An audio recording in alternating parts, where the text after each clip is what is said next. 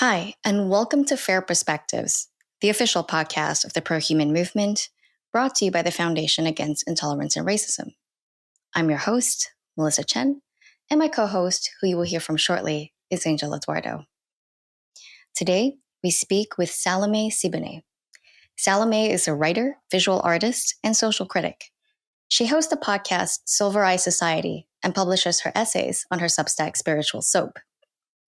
Salome's work spans the topics of identity, both her own and as it functions in society, psychology of the self, and socio-political subjects such as hate, love, the culture wars, and spiritualism and mythology as functions of human expression.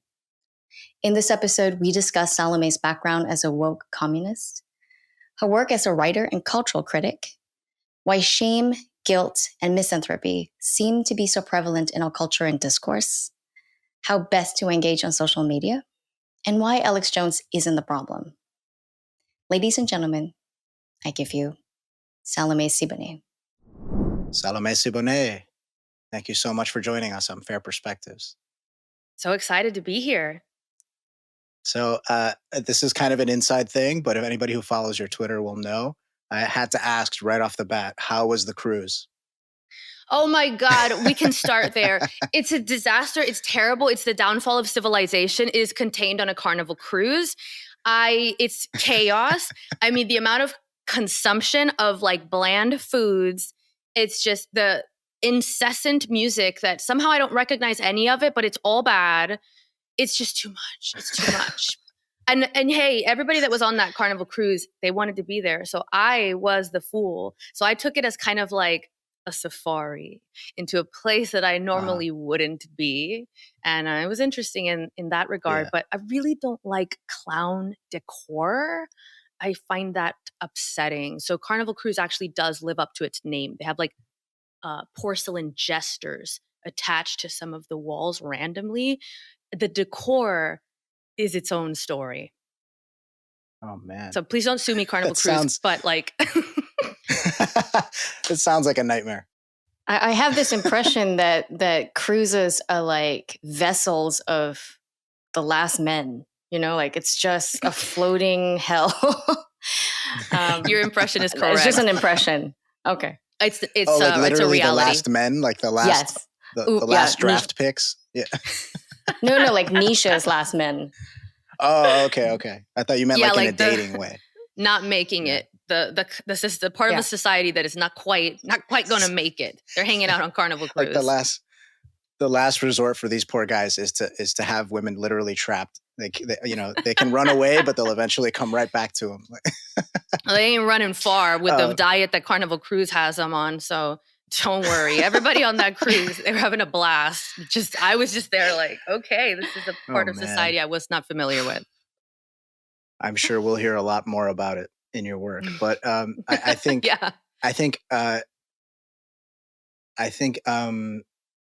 we should probably start by just asking you to tell us a little bit more about yourself. I'm sure a lot of our viewers and listeners aren't as familiar with you as they should be.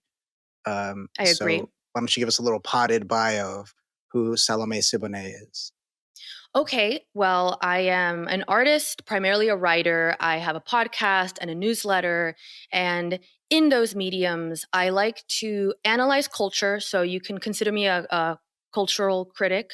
But also, I come at everything from a philosophical lens, primarily existentialism, because I think that we are in a crisis of meaning in the West, particularly where religion has fallen back and we're trying to make sense of our world with haphazard stories, which people tend to just gravitate to narratives and ideology and politics. And so we see a lot of this polarization and this, restricted perspectives that people apply to the world. And I came from that background. I am a story of leaving behind that kind of restricted, politics-driven perspective for something more expansive. So all my work revolves around that, around perspective and how you can expand your perspective and how becoming more aware of perspective is probably going to be one of the most important things that our society needs to develop for going in any positive direction. Tell us a little bit about your story in particular. What's your It's a story exactly? spicy story. So I was like a card carrying woke type. I was communist. I had all the arguments. And this is, put a little note there, as a Cuban American identifying as a communist. Yes. That's a story in and of itself, but that speaks to the seduction of certain ideologies, certain narratives, and particularly coupled with the youthful naivety that I had when I was younger. And so I came from exactly the perspectives we see now that are characterized as being woke. So malicious forms of argument where you disparage people's morality as opposed to the argument itself. The argument from power, that everything is a power play, and in that you are justified in doing anything because, well, you'd have to fight power with power. And what else? What other past sins did I commit? Well, what happened? Basically How the whole did you thing. shift out of that? Okay. Yeah, how did you shift out of that then? So yeah, that's an interesting question, obviously, I mean, and it's yeah. I'm Dominican American, so I know Cubans. Cubans have married into my family, where we share that same spice. Awesome. And I know what it's like to argue with you. So so how did you get out of that? How did you get out of that thing if you're so obviously smart, but also tenacious and also committed to this thing, this ideology? I love this podcast. I just come on this podcast and get complimented. I love it. So yeah, this is a big question, and it's something that I am continually trying to answer in my work, because it's no simple thing to just shift your perspective very intensely and to drop certain beliefs that are oftentimes lifelong beliefs, like politics and worldview. So there was a few precipitating events: a breakup, moving to a different city, reading a lot more philosophy, and all of that merging at the same time to kind of pull the rug out from under me in a way that forced me to see things differently. So I think that, this kind of ties into the common rock bottom story about why people change, which is you finally hit something hard enough that it made you stop just long enough to reassess where you were. And luckily for me, a breakup isn't, the worst kind of rock bottom. It's just something very painful. And that pain, coupled with starting to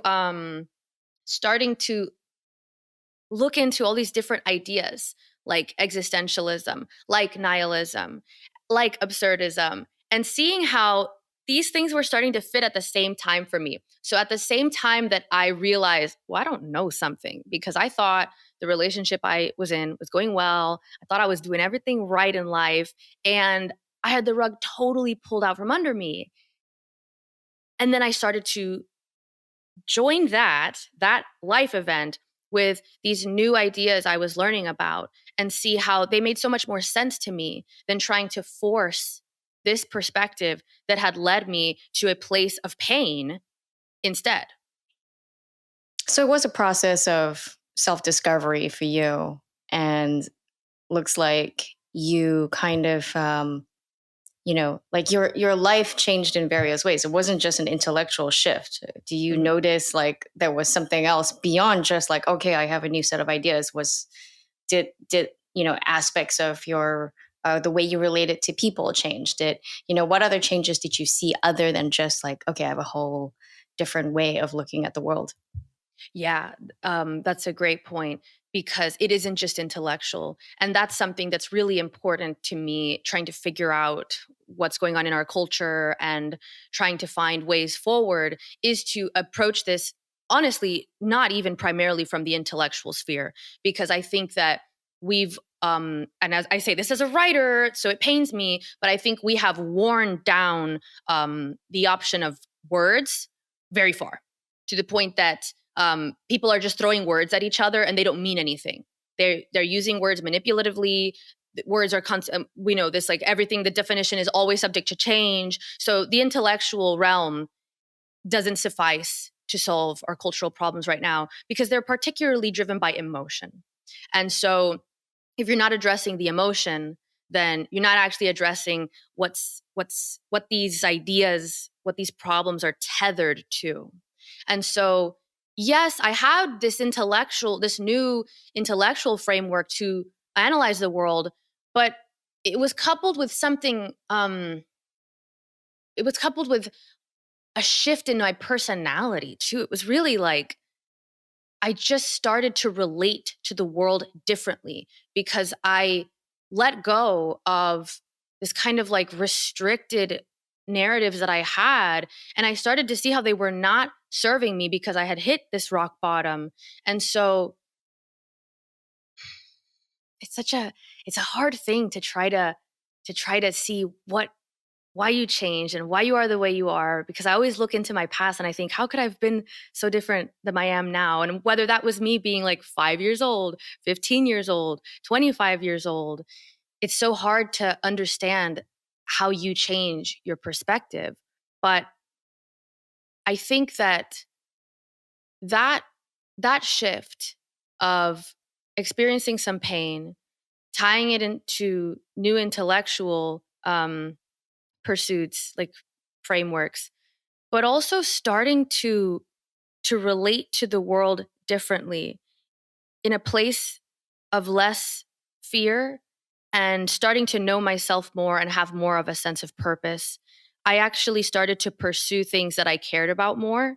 I started to write more at that time. I wasn't really doing what I had cared about in life when I had these viewpoints. I was like teaching Chinese at like 3 a.m. like online. Like I was doing like this kind of fake jobs that you do just to like make money and then, kind of, I guess, figure out what you actually want to do or pursue that. But I wasn't doing that. I wasn't actually pursuing what I wanted to do.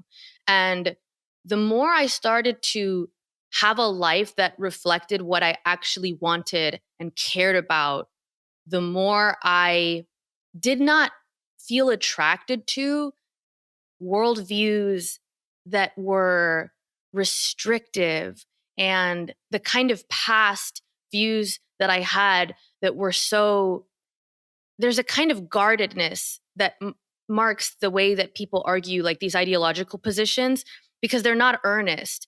No one's really willing to have an open discussion and say, this is what I really think. And, now tell me what you really think and let's see where we fall in the middle of that.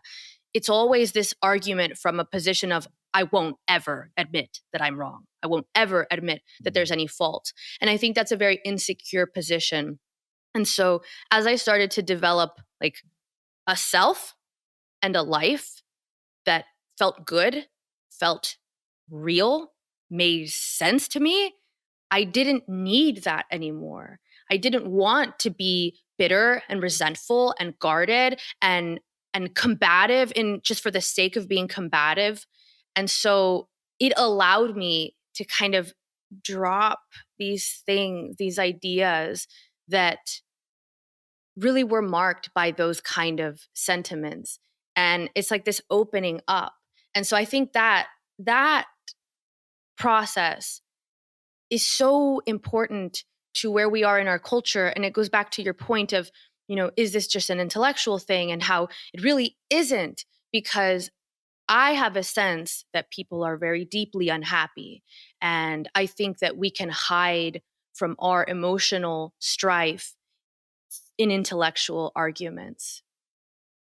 That leads us to the sort of stuff that you write about often in your Substack and stuff like that. But first, I wanted to ask you if you've thought about, and if you have, what you've done to kind of inoculate yourself against this thing. I know plenty of people who, they say, I used to be super, super woke, or I used to be super, super anti-woke. And then they just flipped sides completely.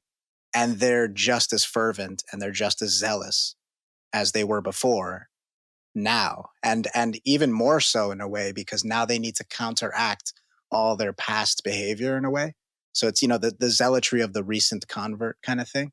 I wonder if you've thought about that, if you've thought about how much of that is propelling you now, and if you have, and if it is, what you do about it. I'm going to scream. I think about it all the time. I'm obsessed with this because I'm watching everybody turn into the mirror of what they hate. I'm watching people adopt the exact opposite position of what they hate and just become as narrow-minded, as rigid, as rude and mean and nasty, but in the opposite way, as if that's somehow better. And it's complex because there's a very yin and yang element to it, right? Which is we have these elements in our culture that are very regressive on the left. So they go, we'll just put them on the left. And then you have, as this kind of counterbalance, this regression on the right. And so it seems like people feel compelled to become the opposite extreme, to fight the opposite extreme. And in a way, sure, there is a kind of balancing out that happens there.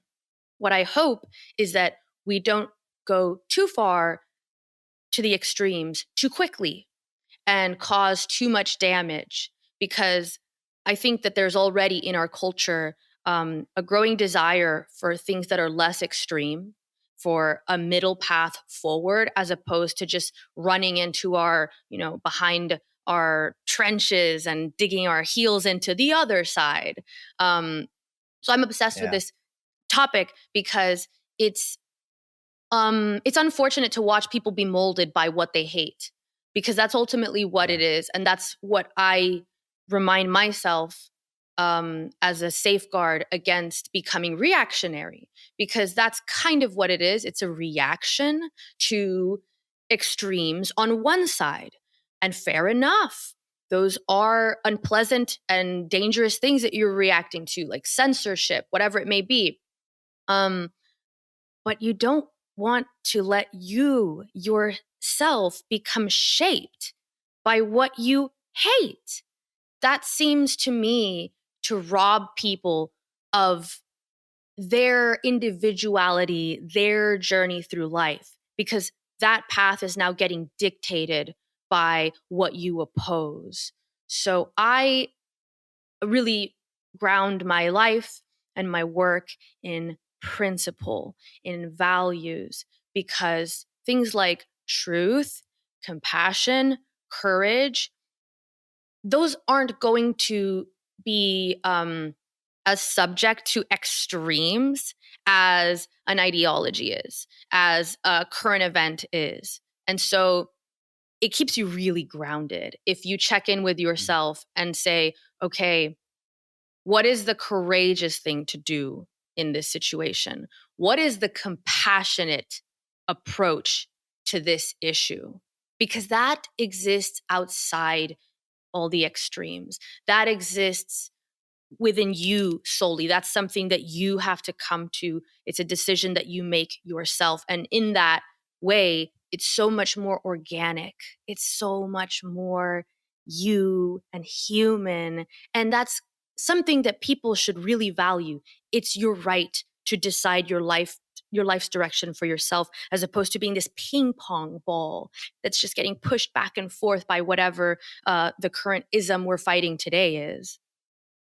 Yeah, I do. One of the tweets that you put out, I actually retweeted it, was about how you didn't want to be like that little monkey with the symbols kind of reacting to the trending topic of the day, that there's something unique about modern life where we can train basically, the collective attention of a large swath of the population to talk about the same thing. And so, you actually actively make it a point to, like, if Leonardo DiCaprio is trending, it's like, I'm not going to go there. I'm not going to go there. It's like you have to kind of overwrite that, because you see everyone's talking about, I don't know, the slap at the Oscars heard around the world, and everyone wants to weigh in on it. And you said, imagine if, what that says about our world, that our attention is so easily shaped, so easily directed. And I think that's actually a very profound point. I actually never thought about that before, what that actually implies. And that's a profound point. Yeah, it's really, it's like it creeps me out. You needed to watch TGIF back in the day because you needed something to be able to talk to everybody about on Monday. But now it's so like every day is Friday. Yes, every minute of every day is Friday. And if you don't know what's going on with, Adam Levine, if you don't know what's going on with Adam Levine, you can't talk to people. What do you have to say? You're missing out. It's like this perpetual digital FOMO. Oh my gosh. And again, it comes back to that, like, are you the ping pong ball? If your thoughts, that's what's in your head. That's what your life is. It's your thoughts are being dictated by an algorithm, by Twitter. You want your brain to be a reflection of Twitter?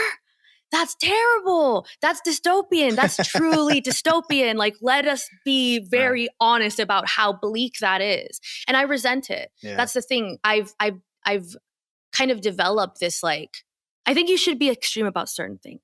That's the thing also. I think that you can channel that, like, intensity, because we live in intense times. We are way overstimulated. We're inundated with bad news and like the kind of news that's meant to make you feel like everything is going into catastrophe. So yeah, of course you're going to feel this like heightened, like, oh, there's a war and I need to fight and I have to get online and I have to let them know and I have to, this is a terrible way to live. You have a nervous system and it's begging you to log off because that's a terrible state to live in. If you're being pursued by a lion, fair enough, live in emergency, live in this sense of intensity. But you have to, for yourself, cultivate a life that is outside of that kind of like extreme circus. And so what I like to do for myself, because we do live in extreme times, is to channel that extreme, that sense of intensity into things that actually serve me. So I'm incredibly extreme about not letting what I think about be dictated by an algorithm. That's something I'm intense about. I'm incredibly extreme about not becoming the ping pong ball in our culture, not finding myself suddenly, I'm going to put out a think piece on Leonardo DiCaprio or whatever. I won't do it. I refuse. And so I think that that's really something people need to consider, because you don't want, you're losing out on your original thought, on your ability to think freely, and like the kind of originality you can bring if you go outside and sit there and stare at the grass. That is going to be more original and interesting than opening Twitter and being like, what is it today? Okay, joining in. That's it. That's like, it's your perspective is being molded. It's freaky to me. Yeah, it's like The Little Mermaid. I made the mistake of jumping into that. You gotta jump in sometimes. You gotta jump in sometimes. We're not perfect. Well, see, I shouldn't. Yeah, I mean, everyone's got the same weakness, right? We're all human, but it's even dumber in my case because I've already said all I need to say about that specific topic. Not that particular topic overall, but not this specific case, right? I've written about it. I've talked about it. There's literally a fair video where I talk about basically the same thing. So it was a complete waste of time, and I did a terrible job of phrasing my point, and it got completely just piled on, and it turned into a complete clusterfuck. So it was a total waste, right? But I very rarely make that mistake because I share that intensity I'm going to make this thing work for me. We had Jonathan Haidt on the podcast a little while ago, and we talked all about this, about how in productive, constructive engagement with these platforms requires discipline. And I try my best to have that discipline. And I think you have it too, because, Melissa and I were talking about what your Twitter feed looks like. And she was saying, I think she's right. She was saying that there should be like a coffee table book of all your tweets because they're just like slamming quotes. They're just these great quotes. That's the best compliment ever.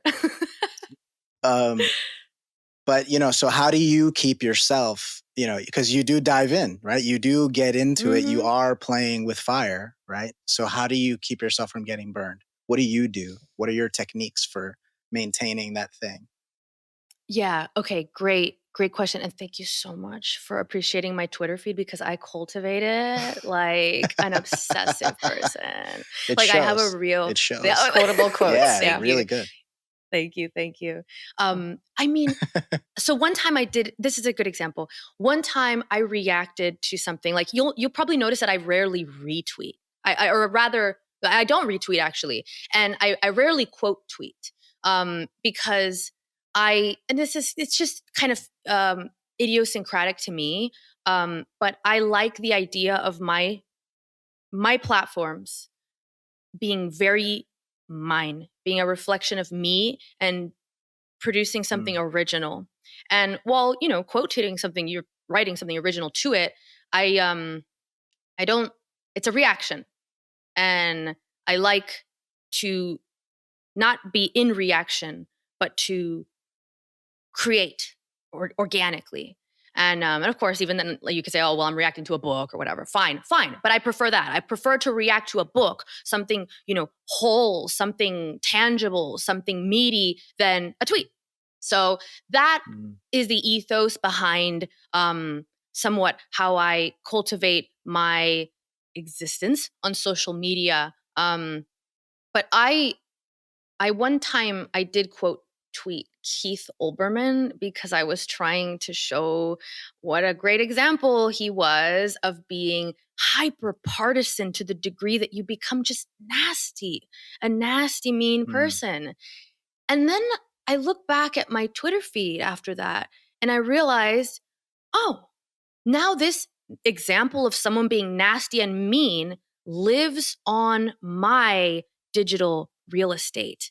And I hated seeing it. So why did I put it on my feed? Now I have to see it forever or whatever if I don't delete it. So it kind of just reminded me of something I already felt, which is I want to have my accounts, my platforms, all the stuff that I'm doing be associated with something constructive. I want them to move forward. I want them to go up. I don't want them to be in reaction, negative, upset, angry. And it's not that like plenty of the stuff I write is biting and fierce and intense and it has an angry tone to it, but it's not at someone. It's not an attack or like a tirade or a tantrum. It's just passion directed at the medium I'm using.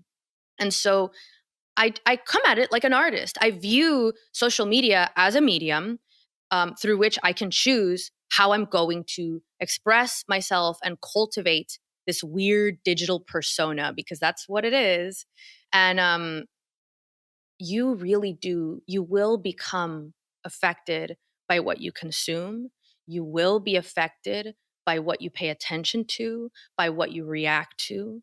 And so if you view that as a cost, there is a cost to spending all day in people's mentions and like just sharing stuff that you hate all the time. There's a big cost to that, because you look back at your Twitter feed, then look back at your Instagram and whatever. And if it's filled with things that you hate and filled with moments of you being upset and in reaction, you're creating this like history of yourself that is so kind of sad and unpleasant.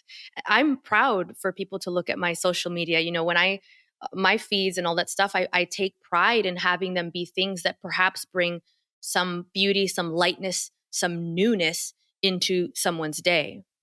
It really does. Actually, I just so the audience knows what I'm talking about. Randomly I'll be scrolling through and it's all news and reactionary stuff and memes and people complaining about things, and then people complaining about people complaining about things. And then I'll come across your tweet and it'll be like, freedom is not needing strangers to understand you. Or the other one, like, everything and everyone becomes indescribably more interesting when you stop forcing your pre-held beliefs or narratives and instead apply genuine curiosity. And it's like, what a breath of fresh air especially amid all the sea of snark and cynicism and nihilism. I mean, sometimes your tweets are nihilistic. That's true. But I think you have this kind of searching. You're searching. It's constructive in a way because you're always searching for something. That's a really great way to characterize it. And I think that's very powerful. Thank you. I really appreciate that. Because I consider you. Welcome. I do consider you a culture critic. You described it in your intro. And there is a lot to talk about. Maybe that's where this conversation should go, about what's wrong with the culture. What are the things that Salome is so pissed about the direction our culture is going? Because there are a few themes I can see from your writings or your Substack. You're very anti-censorship, anti-authoritarian.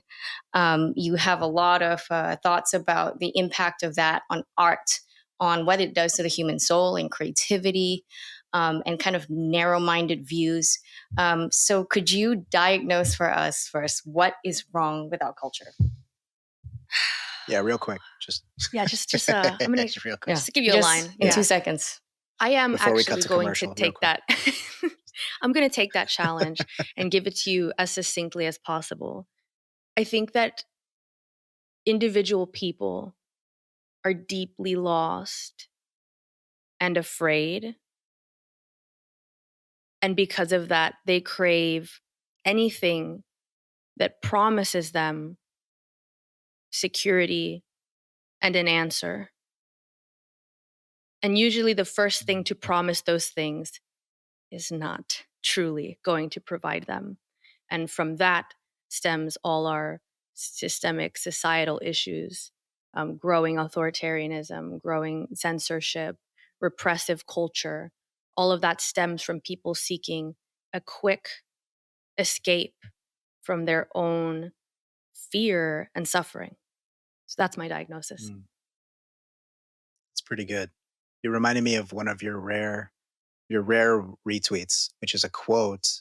I'm not going to get it exactly right, but it's basically, love and appreciate those who seek the truth and beware of anyone who has found it. Something to that effect. Yes, exactly. And beware of those who are it's something of very convinced that they have found it. Yeah, something to that effect. So the certainty is really the issue, right? But you talked about, you mentioned this at the top and you mentioned it a little bit just now about this search for a sense of purpose, a sense of meaning, a sense of edification, a sense of connection. And you write a lot about all the weird ways that people try to satisfy those needs. And misanthropy is one of them. That's an interesting kind of backward way of getting meaning out of your life is through hating people and hating things and grounding your sense of self in all the stuff you hate, like you mentioned earlier. Talk a little bit about that, because there's that, and then there's this kind of corollary that you also write about, which is shame and guilt. And it's sort of different flavors of the same kind of thing that you're touching on, and they all seem to be propelled by this need. Why do I need to feel constant shame and guilt over this or that thing that I do have or don't have or didn't do or did do? And why does that in a weird way kind of transmutate into hating people and being that person? What's going on there? What do you think? Yeah. Well, I wrote an essay about guilt for Aereo magazine a while ago, because this was 3 years ago. So pre-pandemic. And it was kind of one of my first more public forays into dealing with these illiberal leftist ideas, like white privilege being something that people should constantly atone for. And I found that to be tied into guilt, which is not new. The idea of white guilt has been around for a while. But I wanted to dig into that further because it seems like the worst kind of guilt is the one that you don't have a reason for, that you just feel this sense of guilt and shame. You just feel like you're wrong and you don't know why. That's terrible, because at least if you have done something wrong, but you know what it is, you have a little bit of a map there that you can say, well, right. I'm not going to do that again. But if you just have this sense of self-loathing and inadequacy, but no real reason for it, you're going to look for reasons. And those reasons are like a kind of pseudo escape from the guilt, because you can never really escape from it by, looking outside yourself, blaming. And then that's what I think a lot of our politics stem from, because they are so blame driven. And so this world is so bad. There's so much suffering. I have so much suffering.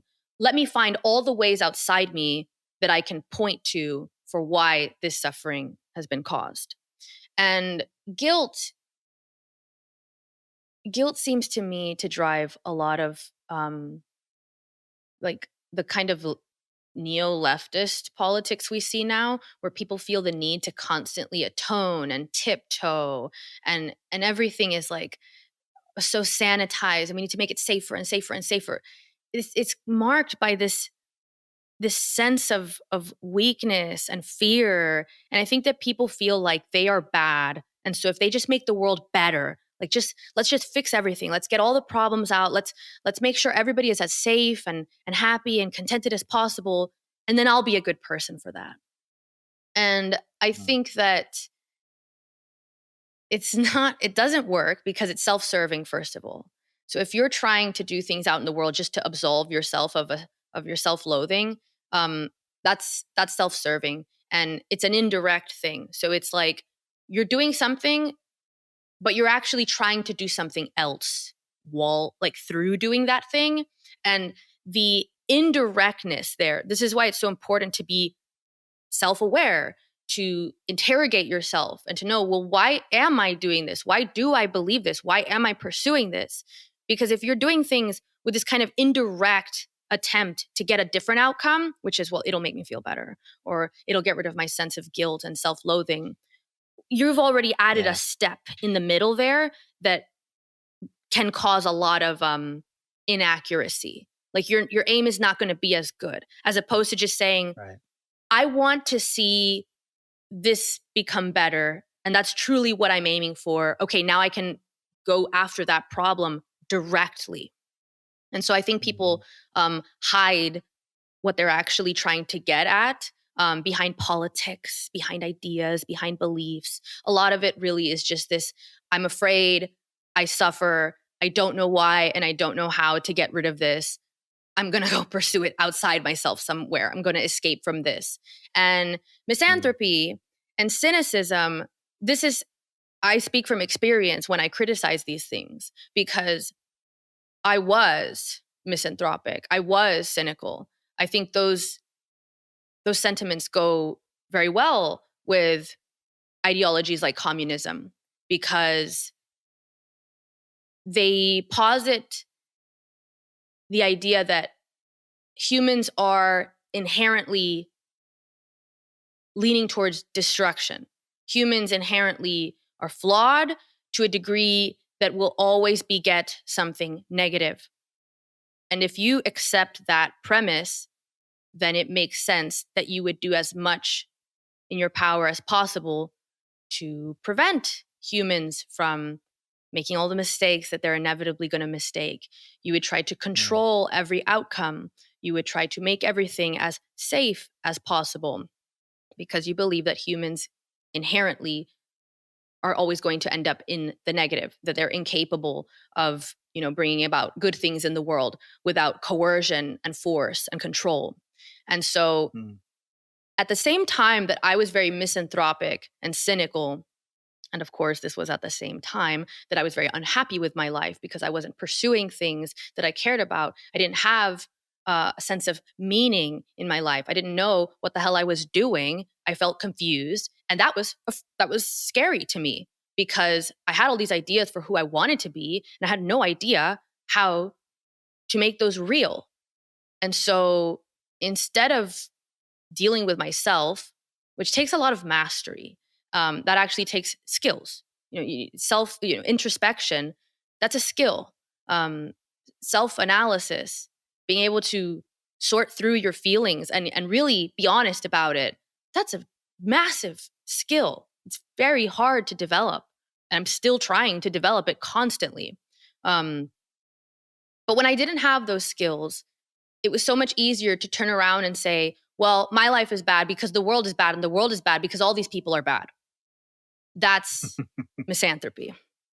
And cynicism just goes in hand with that, because it's like, well, if my life is bad and the world is bad and all these people are bad things are going to keep happening.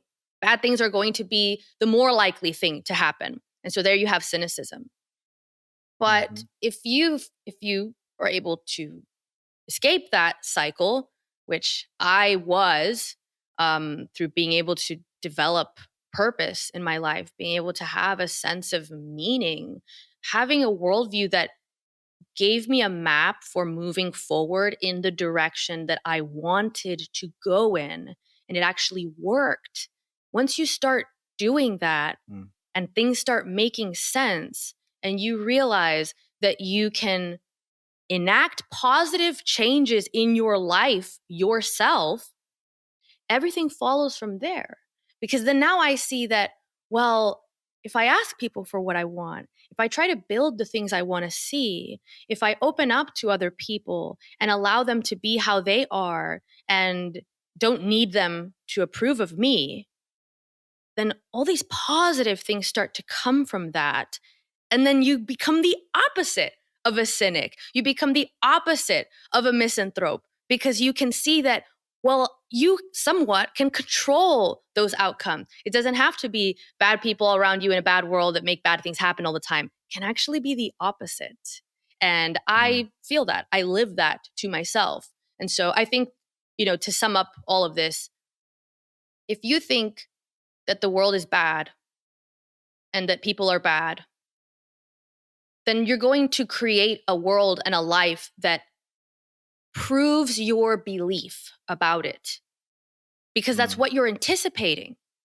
If you don't believe that, if you believe the opposite of that people can and have created many positive things, that people can do good things, that we can create systems that uplift our ability to do good things, then you're going to see that when you look around your world, because it's going to be what you're looking for. It's confirmation bias, but like hacked to be positive for you. And I think that's been the cure for me.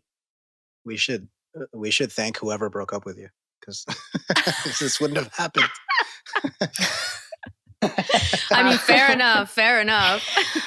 This wouldn't have happened, probably. Who knows? Honestly, yeah, who knows?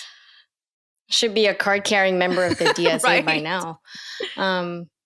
Well, yeah, no, it's interesting what you're saying, but I do see the cynicism and misanthropy too in reaction to kind of rampant wokeism that seems to be pervading almost every aspect of society, right? Because people feel like they can't do much. It's in our HR departments. It's in boardrooms. It's enshrined now in some federal policies. And so, the cynicism now is also being reflected on the right and in the counter to woke ideology. And so it's not really just on one side now. I would say that cynicism seems to be kind of dominant because both, they just feel completely that's helpless. An important point, because then it requires us to like zoom out and look at the culture as a whole, as opposed to one political party or one group or whatever, and say, well, what is it about our culture? I feel misanthropic. Yeah, I feel misanthropic when I see, like, I don't know, the market cap for OnlyFans is like 30x the market cap for GE or something like that. I'm just making that up, but stuff like that, I'm like, oh, just burn it down. Or something like a high school teacher in Ontario in Canada is wearing these big ridiculous prosthetic boobs, right? And I'm like, oh yeah, that's the thing of the day. Hey man, that to me, I'm like, burn it down. No, I'm like, Sharia law. Let's bring Sharia law to America now. Whoa. As somebody who would probably be totally fine under Sharia. I'd like to remind you that you will not. So, I'll probably be fine. I could do whatever I like, wear whatever I like, walk around. You will not. So just keep that in mind. I would be fine as the fourth wife. I'll be fine as the fourth wife. Yeah. I know what you mean. But you see how these stories kind of radicalize, sure. The other side too, to just feel this cynicism, feel this, as you said, this complete dejection of. I know. And it's like, I saw that story too. And it was one of those kind of things that really just strikes that feeling in you. That's like, it's very hard to be a humanist right now. I know. Because there's so many elements to it that just feel deeply wrong. And there's going to be events like that though, continually, because I also remind myself, well, we live in this weird time where otherwise we would have never heard about that, and so there's a degree to which you have to remind yourself that there's a possibility that you're seeing a lot more bad news than you ever would have. Yeah. Not necessarily that things are as bad as they always seem. It's not like, the rest of human history was a cakewalk. Right. In some regards, yes, we have our problems. Like there's so many things that are disturbing and enraging, but at the same time, well, this is our battle. And I prefer this battle than like an actual war or a famine or, or all like the settings. Any battle I can fight in my boxers on my couch is preferable to, from your phone. Yeah. Yeah. Hey, I mean? But yeah, it's a better time. I don't think it's a possibility. I think it's a certainty that we are getting a lopsided perspective on how the world actually is and how it's working. We had Steven Pinker on, and his whole thing is things are actually pretty great overall. Yeah. That doesn't mean there aren't problems and there aren't things we should care about. There are, and those things are very important. But putting them into context is actually helpful because it prevents that sort of misanthropic reflex. And you will win, actually. That's the thing. Yeah. If you can maintain a perspective that's not in the extremes, that's not in this reactionary, the sky is falling kind of, sentiment, you're in a better place to make accurate decisions, to strategize more accurately. This is the thing, when you're in this emotional state of like, everything's terrible and this is a war and the civilization is falling. Like, in some regards, it definitely feels like that. I get it. But you have to differentiate those feelings and those emotional reactions that are, of course, going to happen when you see this news that's insane or purposely meant to make you have an emotional reaction, and then kind of like click in to that other side of yourself that says, okay, let me step back. I know that I am in the craziest media landscape that has ever existed. I know that, and yet I sit in a safe, air-conditioned home with food in the fridge. Okay, balance those perspectives out. And then you have like the stuff with Steven Pinker and on these things that it's like the statistics actually show less poverty, all of these things that are good, but we don't even look at that. Like we don't even spend a moment, celebrating our successes. And so we probably, we all have a skewed vision of reality because that is just the nature of not knowing everything. But on top of that, we probably have an even more skewed view of things. And I check myself all the time because when I saw the thing with the teacher with the giant like prosthetic breast, I was like, am I in the rabbit hole right now?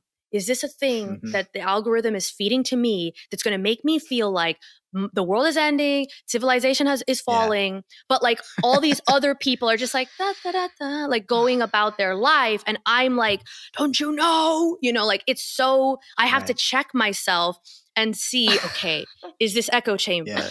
Is this both? How do I square this with reality? How many of these crazy teachers are there? I mean, teachers, the population, it's millions and millions and millions of people. There's going to be someone out there doing something weird, right? So even though it doesn't excuse it, and it's not like, oh, okay, so it's fine, we're good now, we don't have any problems. That is not what I'm saying. I think we have real problems. It's like you were talking about earlier, like, okay, am I going to let this thing suck me in and become, the thing dictating my brain for the next hour? I've been, I successfully looked at, I've seen that going around and people going back and forth about it. And I've successfully gone, this is a ridiculous thing that I wouldn't know about if it weren't for this platform. And that, and the other thing about it is that it's a story that is, kind of, in my view, objectively silly, just a ridiculous, outlandish overextension of, everybody wants everybody to feel comfortable and feel like themselves. And, reasonable people will say, I want you to, present as whoever you feel like and however you feel and whatever's comfortable with you, and I think it's an overextension of that slack, like in a way of, you give somebody your hand, they take an arm and then the rest of you. It seems like one of those ludicrous, like it seems like one of those ludicrous sort of things that are like, all right, dude, like, come on, and it seems like most reasonable people, which is most people. Did you just say, dude? Well, yeah, I caught myself. I caught that. But it's a gender neutral dude. I'm using the royal dude. Dude is gender. Just to be clear, it's the royal dude. Okay. But so dude abides, it's the kind of thing where it's not. It's something where reasonable people, which is most people, would just say, okay, this is silly, right? You're just being outlandish, or whatever it is. But because of the world we're living in and the discourse we're stuck in, it isn't that. It isn't a story that takes 2 seconds for you to look at and go, okay, that's silly, and then just walk away, right? It's something now point. I need to take a side on this. And it needs to, as you said, take up my entire day going back and forth with people arguing about whether this is okay or not, or whether it's outlandish or not, whether it's representative of most people who are in that general, cohort of transgender, non-binary, whatever, right? This is clearly an outlier. This is a silly, ridiculous example of something. And then it's, on one side being put up as the quintessential version of this thing, right? And then on the other side, it's blinders. Everyone go, no, everything's fine. This is totally fine, which is crazy, right? But the only reason anybody's even bothering with this stuff is because of the miasma we're in, where you have to take a side in some way. Yeah.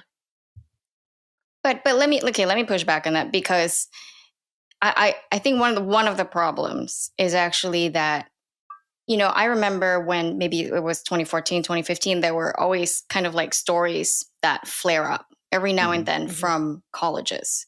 Like, oh, this is the protest going on campus today, canceling here, canceling there for really stupid reasons. I remember at Harvard, one of the stories was that, the students who were living in the dorm were trying to get SodaStream canceled in the contract because it was an Israeli company. And you're supposed to boycott the Israelis. So, things like that. Or race stories that would come up. And when people, the few people that push back, people would say, well, that's just fringe. Don't worry about it. It's just a few college students.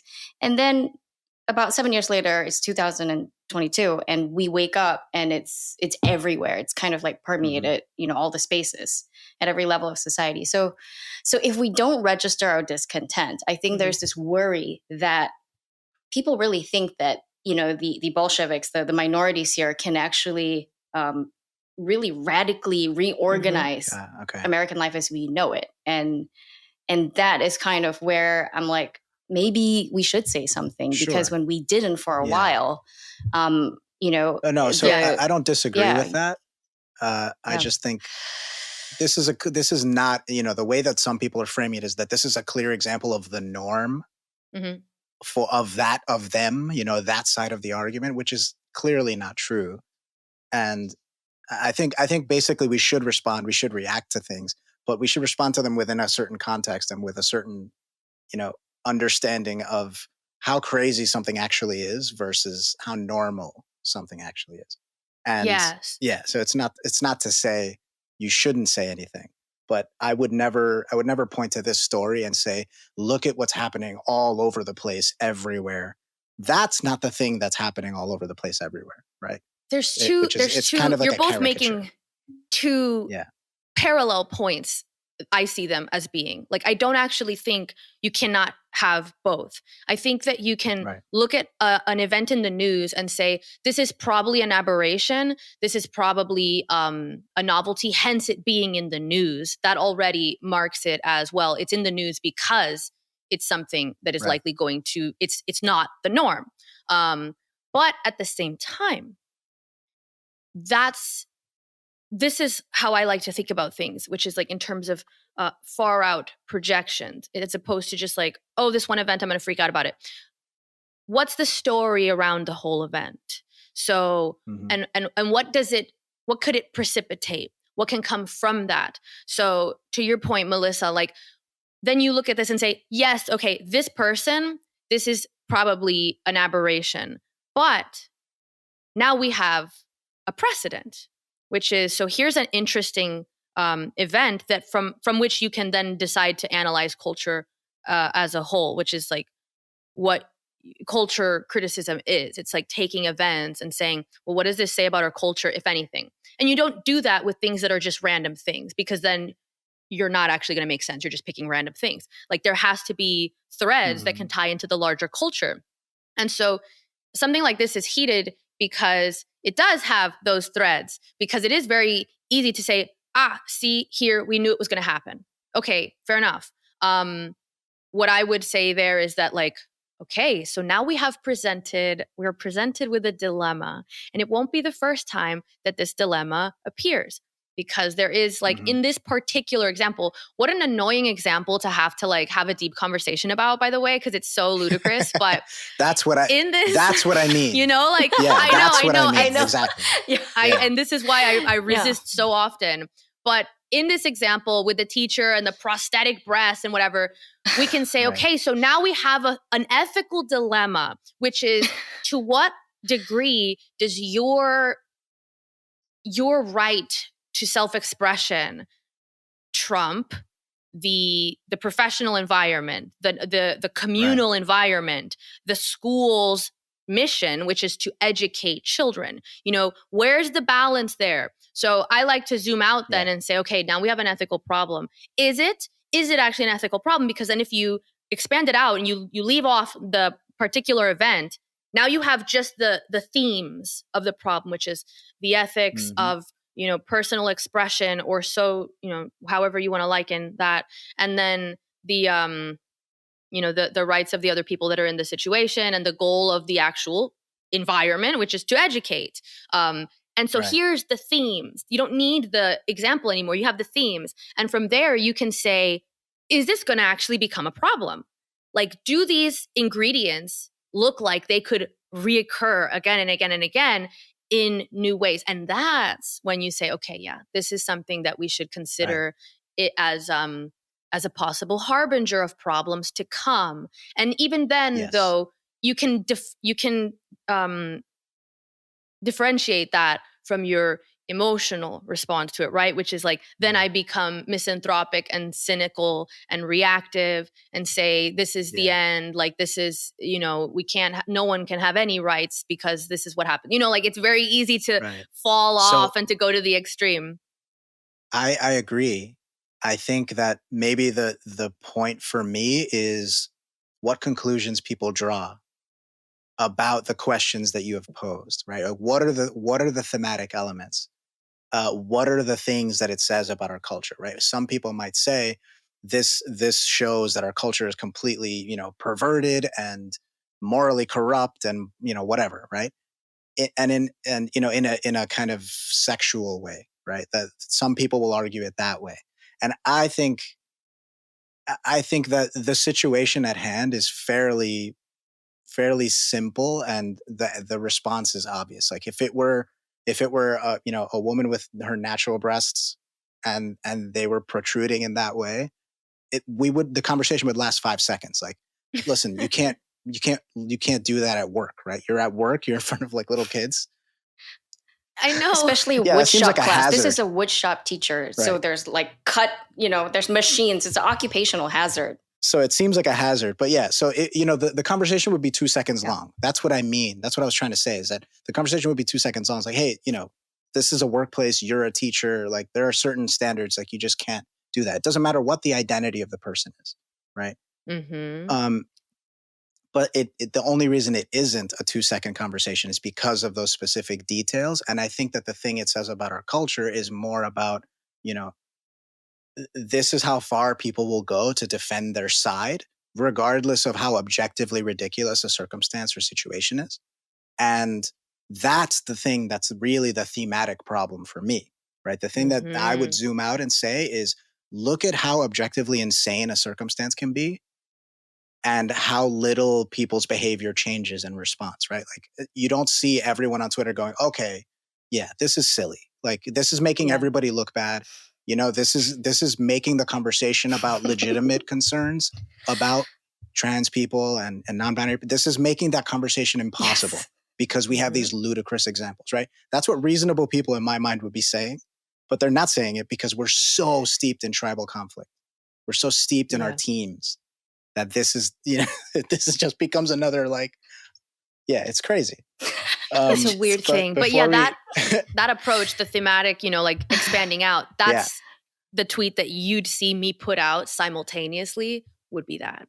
Because that's often what I do, is actually look at an event, and I do react to it, but I divorce the event from my reaction so that I connect what I identify in that event to larger themes, to my values, my principles, and filter it through there. And then it becomes a timeless criticism. Then it becomes something that can have value. Evergreen content.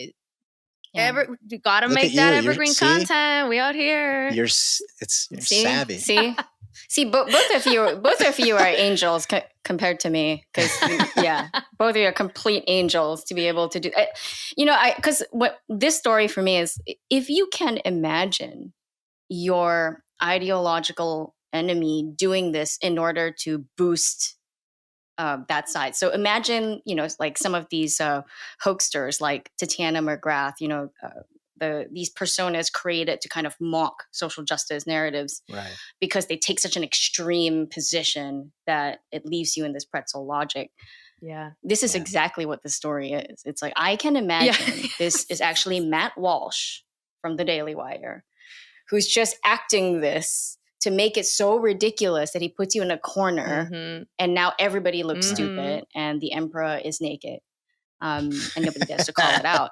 So that's where I am on this story, and that's why I couldn't stop laughing. It's just I'm a teenage boy, I guess. It really is that. I mean, it's one of those things that it's like, I think we're living through an absurd time. Like, absurdism as a philosophy is probably more apt than anything I can think of for understanding our times, because something like that, it's like there are at the same time these deep, dark implications going on. And yet it is the most clownish example of those problems that we could ask for. Right. And our inability to recognize how clownish it is, right? Like, I wish this person well. I hope they're happy. I hope we figure this out in a way that everyone's cool with, right? There's nothing against this person, but it's just, it seems like such an objectively insane situation, Truly. Anyway, but so we're talking about the culture. And before we get to our last question that we ask all our guests, I wanted to make sure to ask you about this. You have a video on your podcast, which is called Silver Eye Society, where you talk about all kinds of stuff. But you have this video, and if I'm not mistaken, the title of it is Alex Jones Isn't the Problem. And you talk about conspiracism and all that sort of stuff. So why don't you lay out what you mean and where you're coming from that, with that video and that particular topic that you're addressing? With pleasure. It's my spiciest take that you've you've pulled out of my history.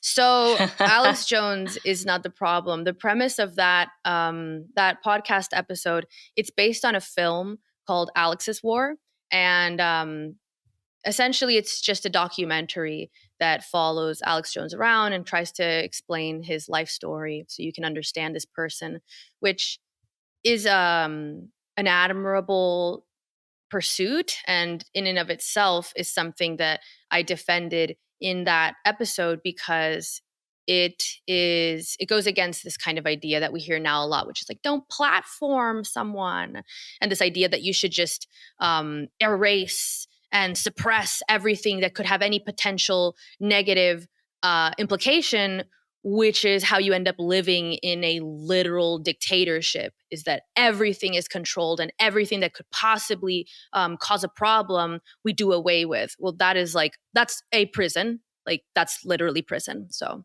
I'm trying to avoid that. And Alex Jones, to me, is one of the most interesting people because he's insane, but he's not stupid. And insane people who are not stupid are very interesting. And it's not so much that I don't like watch InfoWars or whatever. I don't really like follow his work or whatever. But I do view him as an important part of American politics, because he is essentially our reviled canary in the coal mine. His freedom to be publicly insane and to say things that are dubious and to criticize government in ways that even the best sci-fi writers could not come up with is a barometer of our culture's tolerance for free speech.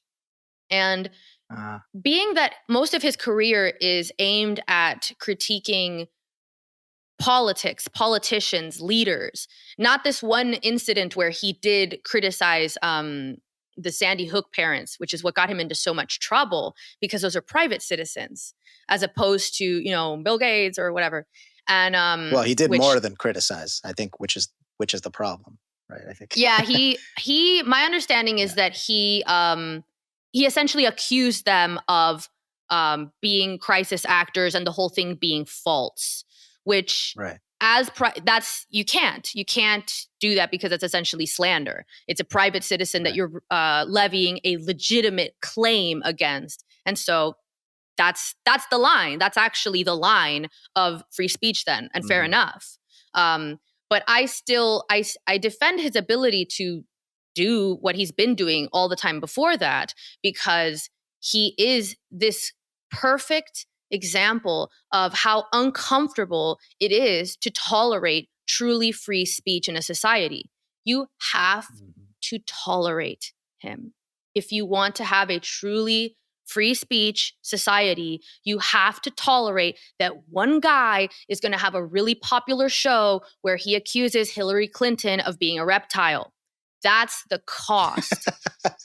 And so to me, it's a great example that it's a very strange story arc, because he's gotten, he didn't really get that much attention for a while until politics became a lot more extreme and divisive, and he supported Trump.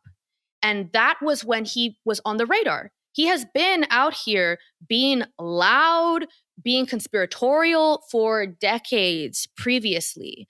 And it's only recently that he's become, he's come under the microscope and been censored, taken off platforms. And it's like, a lot of these things are also like, well, what's the expiration date for, saying something that isn't true and a crime? Like, I mean, does he lose his rights to free speech forever? That doesn't seem like a good idea to me.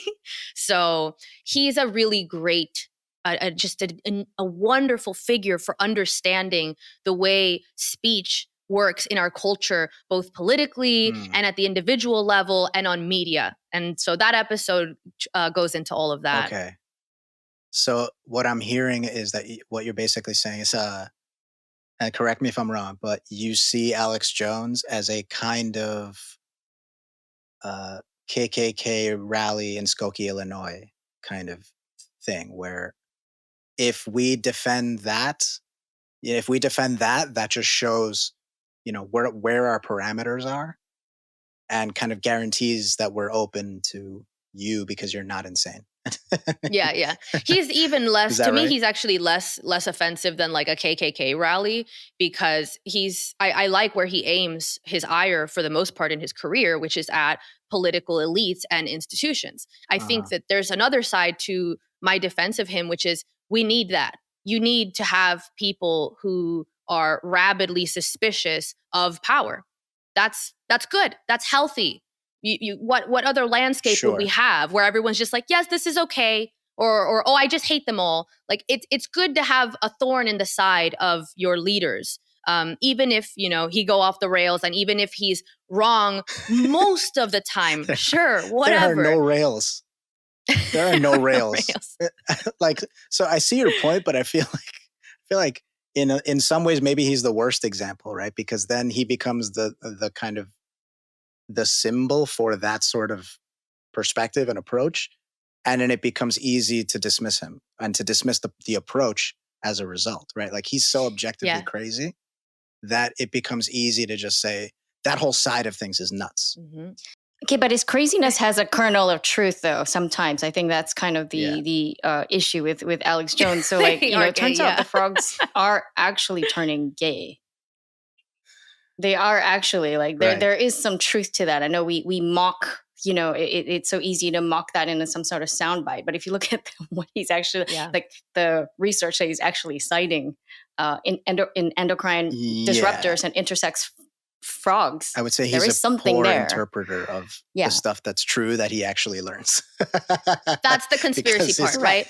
His book report is not a good book. Is not a good one, right? That's the conspiracy part. Interdimensional vampires, psychic vampires. Like I remember listening to his. I think the first time he was on Joe Rogan, it was episode 911, and it was completely insane. And it was 4.5 hours. I had a lot of time to kill at this dead end job. But you see that we're able to sit here as adults and be like, yeah, that's wild, but I can see this kernel of truth. And so this is also the thing that I view him as an interesting figure, because his becoming so controversial actually seems to coincide with this growing belief that other adult human beings are not capable of the same reason that you are. Yeah. And of course, that's the underlying argument for censorship too, which is, well, I know that this is bad and wrong, but all those dirty masses, no, they can't figure it out. So we have to make sure we do this for them.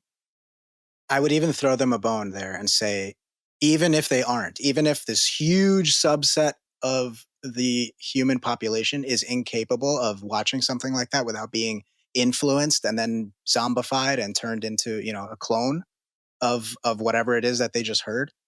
The solution isn't to prevent them from hearing stuff. It's to teach them to hear stuff and not have that happen to them, right? Because you can't control everything. And that's the constructive approach. Right. Yes. So this is what I think I actually said something like that in that podcast episode, or another one. There was some other one I spoke about. It's almost the same time I put it out, that it was about Jefferson. Because this idea, conspiracies and misinformation, it's like this big thing now, as if this has not been part of the political landscape forever. You go back to the times of George Washington, and people were like, we think he's secretly collaborating with the French. Like, there has been conspiracy and misinformation since the inception of this country. It's actually a very core part of American politics, is this kind of like argumentative, accusatory, heated, extreme nature to our politics. It's not totally new. The danger is just that we lose sight of the benefits that allowing this crazy political landscape we have to exist. We lose sight of those benefits, and we forget the cost of getting rid of, these canary in the coal mines that we don't like. Well, the question also is it effective? I'm not sure, because it seems to me like the arguments for banning Alex Jones would apply to anyone right now, kind of promoting the earth is flat kind of theory. I mean, his level of conspiracy theory is about the same.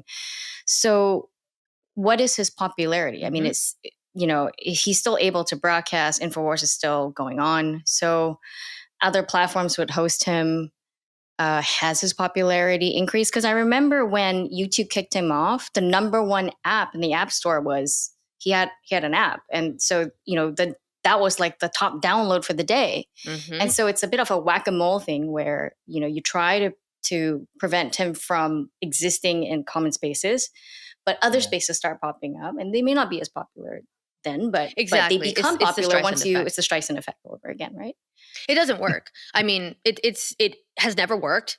It clearly doesn't work. It just makes people that already were prone to conspiracy and believing, fringe ideas justified, because now they see, oh, well, you must be afraid.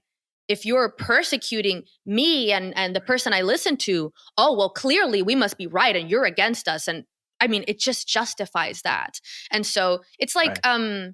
You can always take these ideas and bring them down to the personal level, which is like, if I was in, a conversation with someone and I kept trying to like stop them from saying something instead of just letting them have their line and then responding to that, it would not convince them at all.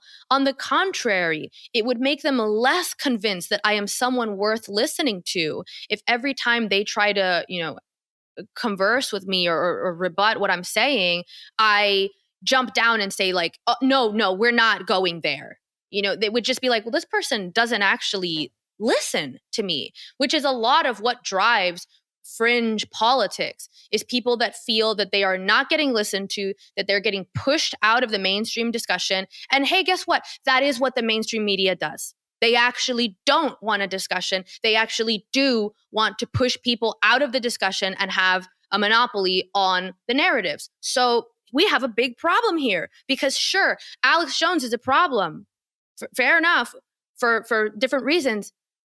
But the mainstream media is not the solution. They are also a problem. So now we just have two problems, and one problem trying to smother the other problem, which is another problem. So I am not convinced that the best course of action right now is to go after like ailing Alex Jones. Like, I don't know. I think there have been larger harm has been done than him, but Salome, this was such an interesting conversation. I wish we could have talked to you for another hour, but we have to wrap up in the interest of time. We always ask our guests the same last question. And so the question is, here at FAIR, we try to promote a sort of pro-human perspective to the contemporary issues that plague daily life. What does pro-human mean to you, and how can everyday people achieve some semblance of it? Pro-human to me is doing what enables other people to pursue the best in their life. So by becoming a better version of yourself, you actually are in a better position to help other people, and then creating a society that other people can pursue what's good for them, rather than trying to conform to what you think would be good for them, or trying to force them into what you think would be good for them. I think pro-human is to be anti-force and to create a society that enables humans to flourish of their own will, because that is ultimately the most triumphant thing that any individual can experience, is to become better of their own hand, not because they were pushed. That's really lovely. Salomé Sibonex, thank you so much for joining us on Fair Perspectives. It's a pleasure. Thank you for listening to Fair Perspectives. If you'd like to support the show, you can do it by subscribing on YouTube and on your favorite podcast platform, and leaving us a positive rating and review. You can also access exclusive podcast content, such as Q&As and bonus episodes, by visiting us and signing up at fairperspectives.org. For weekly FAIR news and opinion pieces by members of the FAIR community, visit our Substack at fairforall.substack.com, and tune into FAIR News Weekly wherever you listen to podcasts. If you'd like to join or support the pro-human movement, visit us at fairforall.org/join us. Thanks again, and see you next time.